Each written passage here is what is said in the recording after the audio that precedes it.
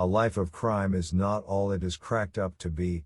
There are inconsistent hours, no dental, and the stigma of screwing over your fellow man. And to top it all off, crime is actually harder than it looks. Not everyone is cut out for a life in the shadows, as evidenced by many of the insalubrious characters who are featured on this list. Sometimes, life has a way of telling you to take your genes out of the gene pool. If you are the man who got himself stuck in a chimney mid-burglary or the twosome who locked themselves in a janitor's closet while trespassing, you might want to rethink your enterprising career in crime. Nonetheless, these simple-minded reprobates offer civilized society a chuckle and teach kids about the perils of crime. Number 10. Snorting a dead guy's ashes. In 2014, a group of Missouri miscreants burgled a property in St. Charles County. Devin Gazelle served as the crew's lookout while two unnamed juveniles rummaged for high-value items. They snatched over $800 in cash, a $500 necklace, an $800 tablet, and several Xbox gaming consoles. The narcotic-craving criminals also lifted prescription bottles of morphine and oxycodone in addition to what they thought was a box of cocaine. However, the box did not contain cocaine. It was the ashes of the homeowner's deceased father. The teens eventually realized that the purloined remains were not cocaine, but only after one of the buffoons had tasted it. Lacking even an ounce of remorse or honor, the group tossed the ashes at the side of the road. Devin's crew will be happy to hear that they do not have a monopoly on stupid. In 2011, a gang of 5 repeat offenders broke into a residence in Florida. The merry men were pleasantly surprised when the nice middle-class home they were robbing had a not-so-secret stash of cocaine. It was in fancy jars and everything. Their celebration quickly evaporated when they realized that the powdery substance was ashes, and the fancy jars were urns. The ashes belonged to 2 Great Danes and the homeowner's father. The thieves also snatched a flat-screen television, a DVD player, a laptop, and some jewelry. Naturally, the burglars did not use mass spectrometry to determine the chemical composition of the drugs. They tasted and snorted the cremated human/canine cocktail. Even after conducting a taste test, the crooks still believed that they were walking around with stolen cocaine. It was only when one of the burglars read a news article about the stolen ashes that reality dawned. The group, consisting of David Diaz, Matrix Andaluz, Waldo Serra, and 2 juveniles, racked their guilt-ridden brains.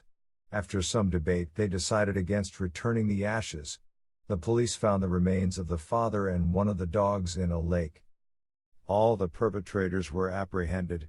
The suspects were charged with various offenses, including residential burglary. Number 9. Gun plus waistband holster equals shot genitals. His face the epitome of mischief, a 19-year-old man sidles up to a hot dog stand. The proprietors, who are mending their humble stand, are oblivious to the danger of the criminal mastermind who stands before them. The professorial hot dog lover, allegedly one Terrian Pouncey, brandishes a firearm and demands that the helpless employees empty the cash register. Little did they know that their hold-up's epic denouement would culminate in the suspect inadvertently shooting his own penis. The unfortunate event took place on Chicago's South Side on Halloween 2017. After the crook snaffled the money, he rather carelessly holstered his weapon in his waistband. The gun discharged, jeopardizing the future of his manhood. The dim-witted thief attempted to hot-foot it out of there, his wound gushing blood as he fled. After a brief tussle with one of the hot dog vendors, he managed to escape. Shortly after the robbery, an Illinois man phoned 911 and told them he had been shot. The Chicago police found an incapacitated Pouncey slumped in the doorway of a residential property. The youngster had gunshot wounds to his genitals and leg. Connecting 2 and 2, the police arrested Pouncey at the Oak Lawn Hospital on suspicion of armed robbery. Surveillance footage showed the perpetrator stooping over to snatch his loot, exposing his boxers in the process. The pattern of the boxers seen on CCTV was said to match the bloodstained boxers taken from Pouncey.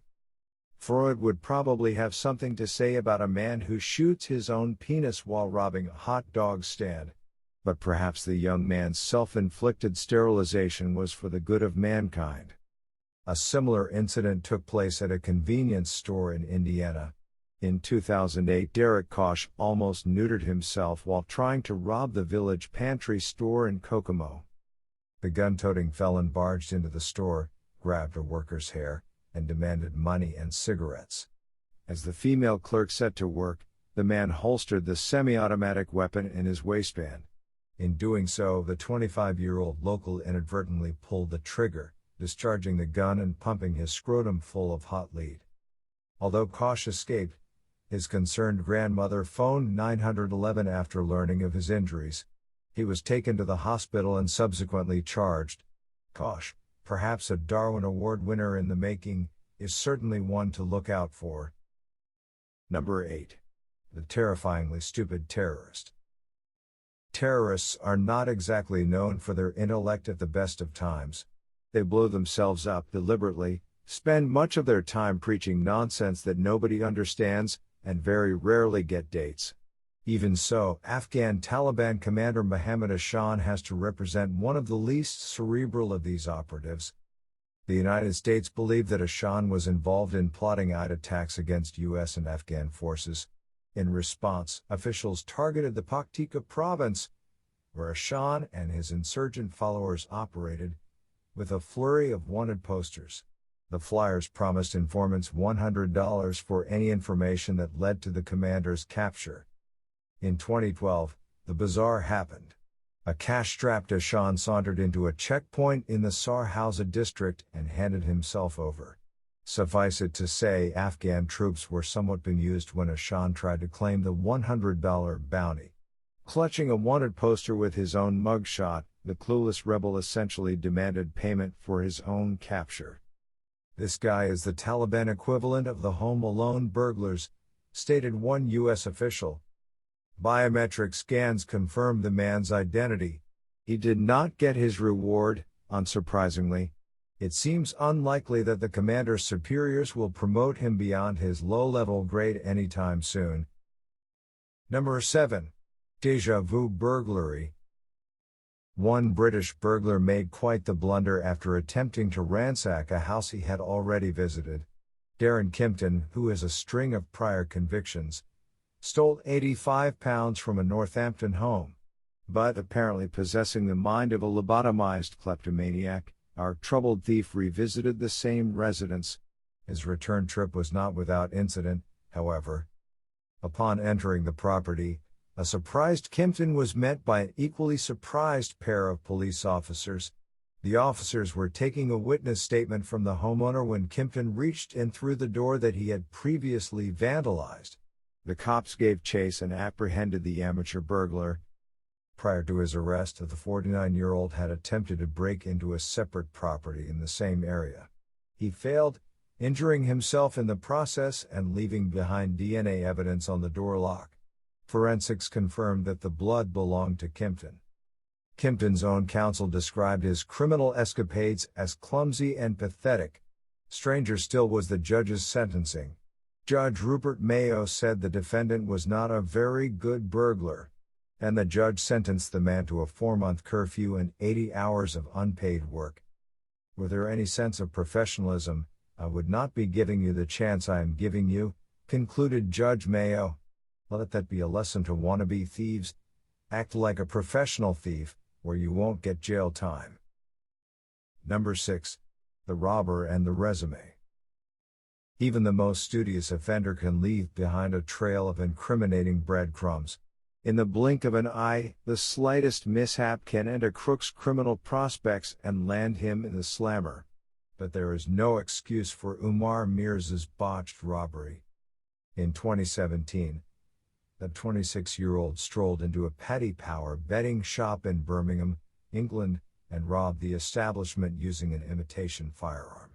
The masked man handed a betting slip to an employee.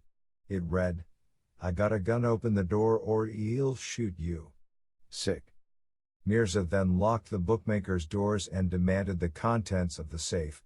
The terrified assistant emptied both the cash register and safe and stuffed over £16,000 into a bag. With his spoils, a gormless Mirza made a bid for freedom.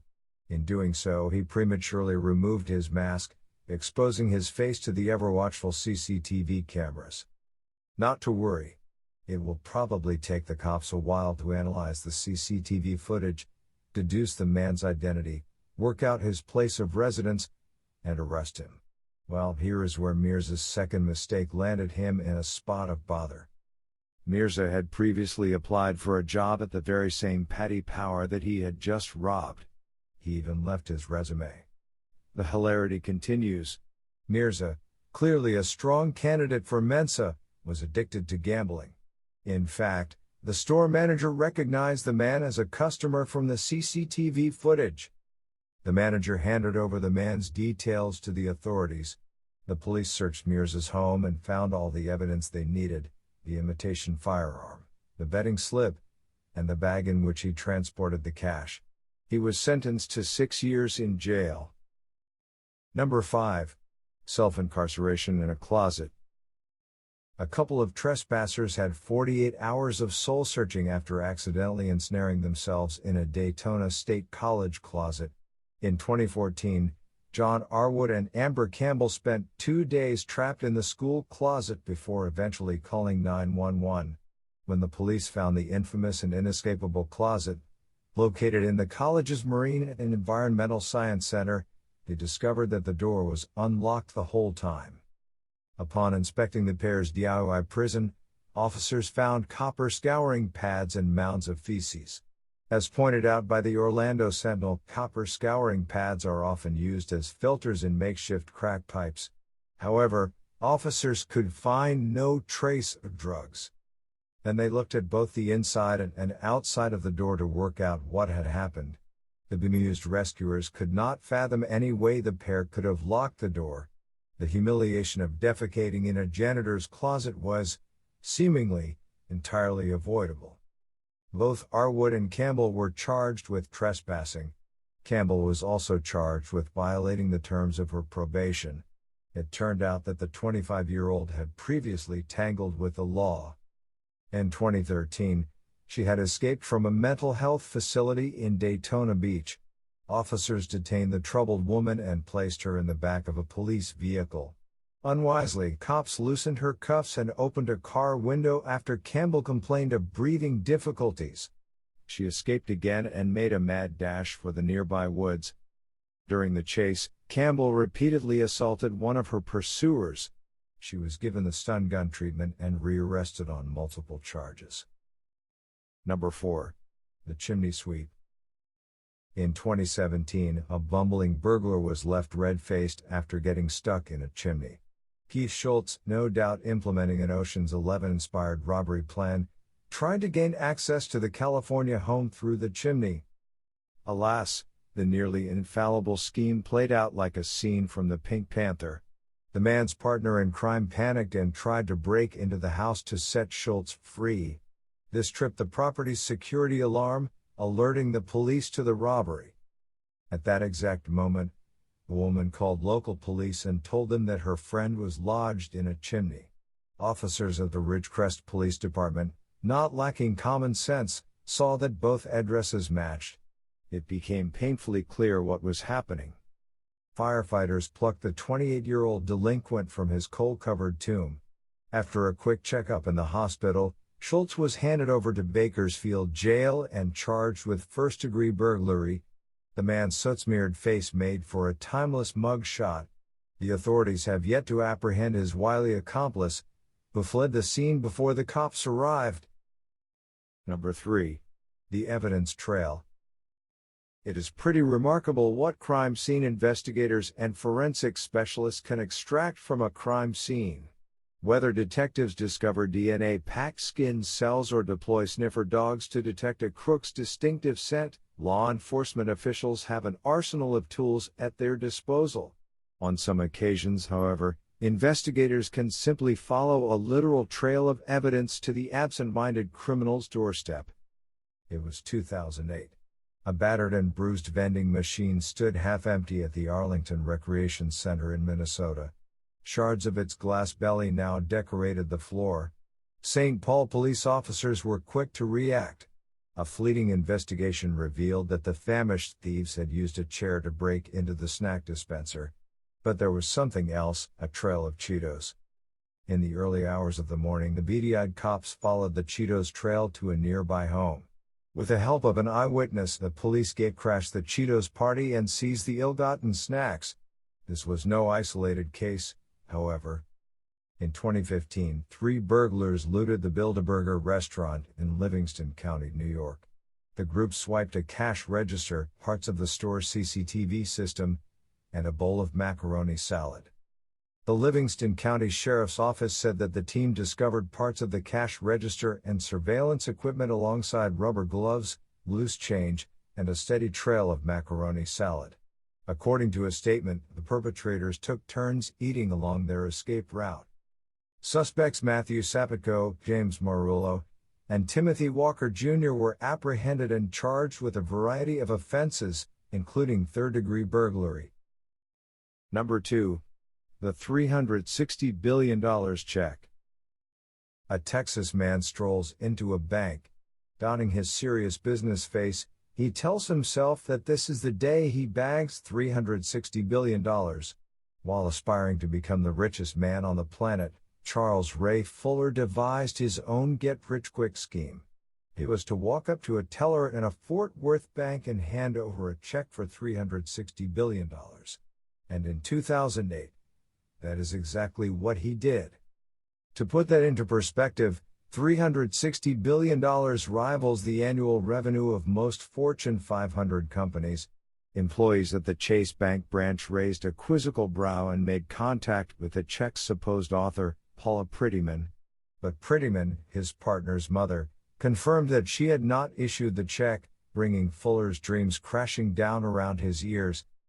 The 21-year-old had hoped to use the bogus check to start his own record company. Blinded by such dizzying ambition, Fuller made a series of blunders that only compounded the situation. When the police arrived, they discovered that he was also in possession of marijuana and a handgun. A year earlier, a man in Pittsburgh tried to use a $1 million bill to pay for supermarket goods. As you would expect, he asked for change. When the Giant Eagle store manager confiscated the fake note, the belligerent customer took his anger out on store equipment. A North Carolina man, Michael Fuller, attempted the same stunt at a local Walmart in 2012.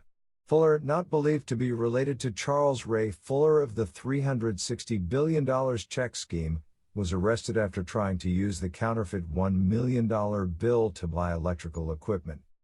In 2004, a woman in Georgia tried to buy over $1,600 worth of items with a fake note. She also hoped that Walmart workers would break $1 million, amounting to over $998,000 in change. Alice Pike pleaded ignorance, saying she genuinely believed that the bill was real. "You can't keep up with the U.S. Treasury," lamented Pike. Number 1. Sleeping Beauty. Understandably, the criminal class consists of a sleepy bunch.